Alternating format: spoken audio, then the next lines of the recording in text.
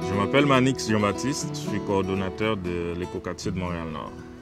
La mission, c'est d'informer, c'est de sensibiliser les citoyens, c'est aussi de les encourager, de les accompagner, notamment sur les manières responsables pour se débarrasser des matières résiduelles.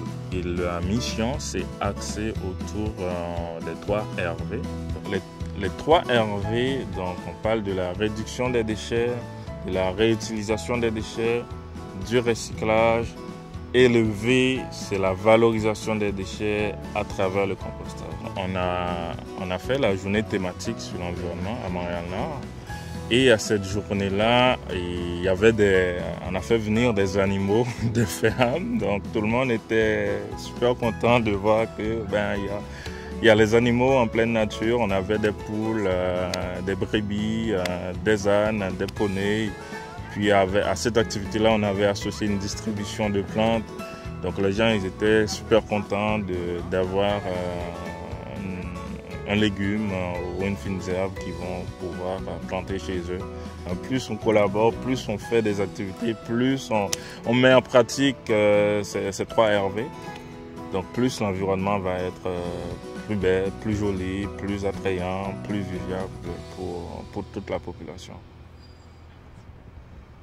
Mon nom, c'est Ghislaine Saint-Ange. Je suis membre du regroupement des citoyens de l'îlot Pelletier. L'îlot Pelletier est né de la volonté des gens, des habitants, de se prendre en main pour améliorer leur vie.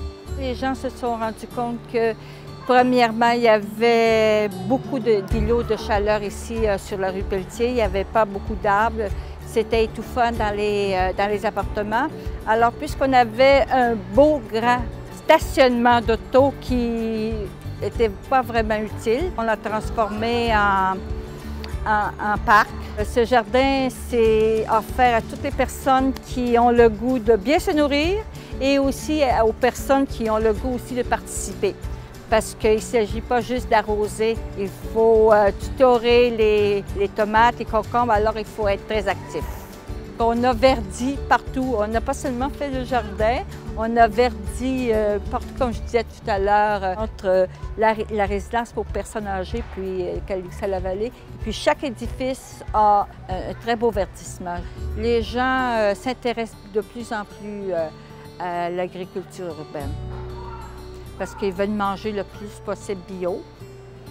Et puis ils se rendent compte que bio, ça veut dire qu'il ne faut pas aller chercher les légumes trop loin, parce qu'on défait tout.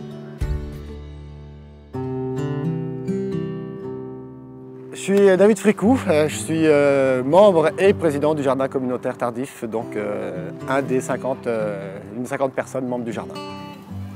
Les jardins communautaires, moi, ça fait à peu près 6 ans maintenant que j'ai un lopin de terre dans les jardins communautaires. Donc ça a fait du bien en fait d'avoir un petit carré de verdure en ville, donc je suis bien content de pouvoir avoir à cultiver mon petit jardin. J'ai toujours été soit dans les champs, soit dans les jardins, donc c'est pas un retour à terre, je suis toujours resté un petit peu dans la terre, puis je voulais aussi que mes enfants y soient.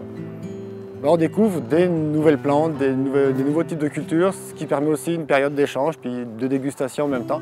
Donc non, c'est très intéressant de voir qu'il y a plusieurs communautés qui s'impliquent dans le jardin. Le jardin communautaire, ça revitalise le quartier, ça met de la vie, il y a toujours du monde qui se promène ici. Une tomate mûre juste à point, juste à temps, goûte vraiment différemment qu'une tomate qui a parcouru 3000 km dans un camion. On est fiers aussi d'avoir produit nous-mêmes aussi, c'est quand même quelque chose, on est toujours fiers de ce qu'on produit, donc c'est ça une des différences. Il y a beaucoup de monde qui veulent s'inscrire au jardin communautaire. Le problème principal maintenant, c'est est-ce qu'on peut avoir plus d'espace pour avoir plus de jardins communautaires en fait.